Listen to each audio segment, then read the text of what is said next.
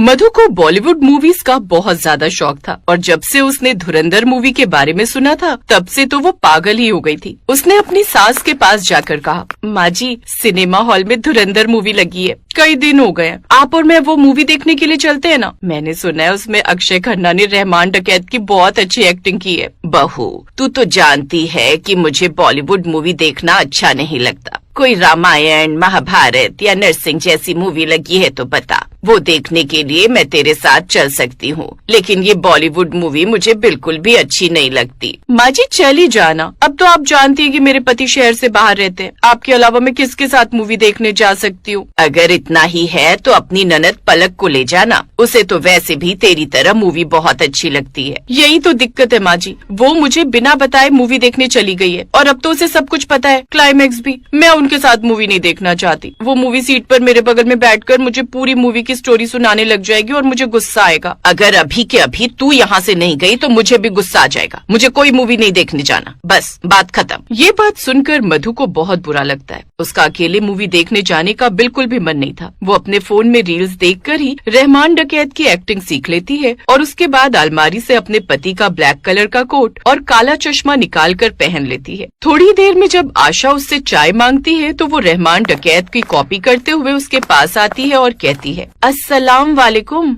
मधु के मुंह से ये बात सुनकर आशा एकदम से डर जाती है और हे भगवान ये क्या हो गया है तुझे, अभी तक तो बिल्कुल ठीक ठाक थी और ये काला चश्मा लगाकर दोपहर के समय क्यों घूम रही है, वो भी घर के अंदर। और ये काला कोट तो प्रदीप का है ना, इसे रख दे। वो क्या है माँ जी, अब आप तो मुझे मूवी नहीं दिखाने वाली, तो मैंने सोचा है कि मैं खुद ही रहमान डकैत बन जाती हूँ ताकि आपको मूवी के छोटे छोटे सीन बताती रहूँ। क्या पता उन सीन के बारे में सुनकर आपका मूवी देखने का मन कर जाए और आप मुझे लेकर चले। तू चाहे रहमान डकैत बन जाए या फिर अरमान डकैत, मैं वो मूवी नहीं देखने जाने वाली हूँ। अब मधु भी गुस्से में चाय का कप वहीं पटक कर चली जाती है, जिसके बाद आशा आराम से चाय पीने लगती है। ये चाय मैंने पी तो ली, कहीं रहमान डकैत की तरह इसने भी मेरी चाय में जहर तो नहीं मिला दिया। इसका कोई भरोसा नहीं है, आजकल मेरी बहू पागल हो गई है। थोड़ी देर में जब बाजार जाना था तो मधु रहमान डकैत की कॉस्ट्यूम में ही तैयार हो जाती है और आशा को आवाज लगाती है, अरे आ जाइए अम्मी जान, सब्जी लेने के लिए जाना है, देर हो रही है, सारी अच्छी सब्जियां लोग खरीद कर ले जाएंगे।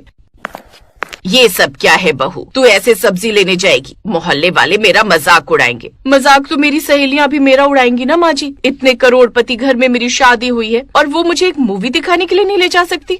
आशा चुप हो जाती है और मधु को ऐसे ही रहमान डकैत की कॉस्ट्यूम में बाहर लेकर चली जाती है। आसपास के सारे लोग बस उसे ही घूर रहे होते हैं और सब्जी वाले का तो मुंह खुला का खुला रह जाता है। तभी आशा धीरे से मधु से कहती है, अब जरा अपने पर्स में से पैसे निकाल कर इस सब्जी वाले को दे दे, कब से मुंह खोलकर तेरा चेहरा देख रहा है। अभी तू पर्स निकालेगी तो भी से ये लगेगा कि कहीं तू बम या बंदूक न निकाल। बेचारा कितना डरा हुआ है। अब मधु सब्जी वाले को पैसे दे देती है। थोड़ी देर में दोनों घर आ जाते हैं। अब मधु बहुत उदास थी क्योंकि उसने पूरा दिन अपनी सास को मनाने की कोशिश कर ली थी। वो अपने रहमान डकैत वाले कपड़े उतार देती है और अपने कमरे में बैठी होती है। तभी उसके पास आशा आती है और कहती है, अच्छा चल मुंह बनाना बंद कर और मुझे ये बता कि मुझे ये मूवी क्यों देखनी चाहिए, आखिर ऐसा है क्या इस मूवी में। मधु ये बात सुनकर खुश हो जाती है कि आशा आखिरकार मूवी में दिलचस्पी ले रही है और वो खुशी से अपनी सास को बताने लगती है, माँ जी भले ही मूवी काल्पनिक है लेकिन इसके अंदर बहुत सारे असल जिंदगी के पहलू भी डाले गए हैं, जैसे 26/11 का मुंबई अटैक भी इसमें दिखाया गया है। साथ ही भारत सरकार ने 500 और 1000 के नोट क्यों बंद किए थे वो भी इसमें डिटेल में बताया गया है। ये मूवी हर किसी को जरूर देखनी चाहिए जो नोटों के बदलाव या किसी भी बात पर सरकार को ब्लेम कर रहा था। अरे मैंने तो खुद सरकार को बहुत उल्टा सीधा सुनाया था जब उन्होंने अचानक 500,000 के नोट बंद कर दिए थे। तू जानती भी है तेरे ससुर जी के पास पूरे 50,000 रखे हुए थे। बड़ी मुश्किल से मैंने उन्हें बैंक में जमा करवाया। सुबह से लेकर शाम तक लाइन में खड़े रहते थे हम लोग। माँ जी अगर सरकार 500,000 के नोट बंद नहीं करती ना तो पाकिस्तान की तरफ से भारत में बहुत सारे नकली नोट सप्लाई हो जाते और उसके बाद भारत की अर्थव्यवस्था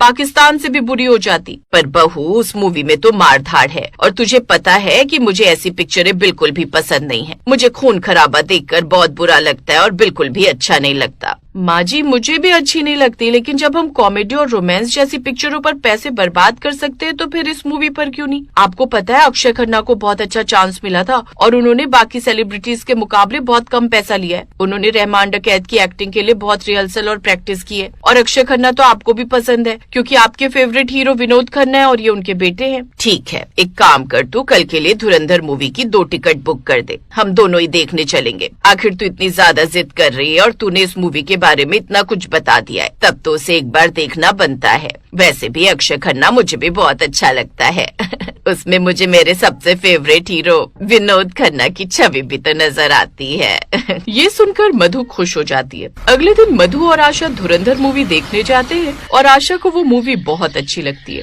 वो सिनेमा हॉल से बाहर निकलते हुए कहती है, सच में मधु बहू, तूने मुझे ये मूवी दिखाकर मेरा दिन बना दिया। भगवान की भक्ति तो मैं हफ्ते में 7 दिन करती ही हूँ, लेकिन इस तरह की पिक्चर देखना भी जरूरी है। एक ही पिक्चर से समझ में आ गया कि दुनिया में क्या क्या चल रहा है। पैसा बर्बाद नहीं हुआ और आपको ये पिक्चर पसंद आ गई। मार्च में इसका दूसरा पार्ट आएगा, वो भी देखने चलेंगे और दोनों साथ में बहुत सारी पॉपकॉर्न भी खाएंगे और अपनी सारी दोस्तों को स्टोरी भी टैग करेंगे कि हम ये मूवी देखकर आ गए हैं। अब मधु और आशा घर आ जाते हैं, लेकिन जैसे ही अगली सुबह मधु उठती है तो उसे आशा अपने कमरे में नहीं मिलती। वो बहुत घबरा जाती है और अपनी ननद पलक से कहती है, माँ जी को देखा क्या? कहीं भी नजर नहीं आ रही। वैसे तो वो मुझे बिना बताए कहीं नहीं जाती, मुझे उनकी बहुत ज्यादा चिंता हो रही है। पलक भाभी, मैं तो अभी कॉलेज के लिए निकल रही हूँ, मैंने भी माँ को नहीं देखा। मेरा एग्जाम है इसलिए मैं रात भर पढ़ाई कर रही थी। अगर माँ को मैंने बाहर जाते हुए देखा होता तो मुझे पता होता। मुझे लगता है माँ सुबह सुबह ही बाहर गई हैं और थोड़ी देर में ही आ जाएंगी। अब मधु और पलक दोनों परेशान हो जाते हैं कि आखिर आशा कहाँ चली गई। थोड़ी देर में आशा दरवाजे से एंट्री लेती हैं। उन्होंने आंखों पर काला चश्मा और काले कपड़े पहने हुए थे। वो भी बिल्कुल रहमान डकैत की एक्टिंग करते हुए सलाम करती हैं। अस्सलाम वालेकुम, स्वागत नहीं करोगे हमारा? और कैसा है हमारा लखनऊ? मधु खुशी से कहती है, मेरी माँ जी मैं भी अभी अपनी रहमान डकैत वाली कॉस्ट्यूम पहन कर आती हूँ, फिर हम दोनों मिलकर रील बनाएंगे और देखना हम कितना ज्यादा फेमस हो जाएंगे। हम जैसी सास बहू रहमान डकैत के रूप में कोई नहीं हो सकती। थोड़ी ही देर में मधु भी रहमान डकैत के कपड़े पहनकर आ जाती है और सास बहू दोनों रहमान डकैत बनकर पॉपुलर गाने पर रील बनाने लगती हैं। थोड़ी ही देर में वे दोनों बहुत ज्यादा फेमस हो जाती हैं और उन्हें बहुत सारे स्पॉन्सर ऑफर आने लगते।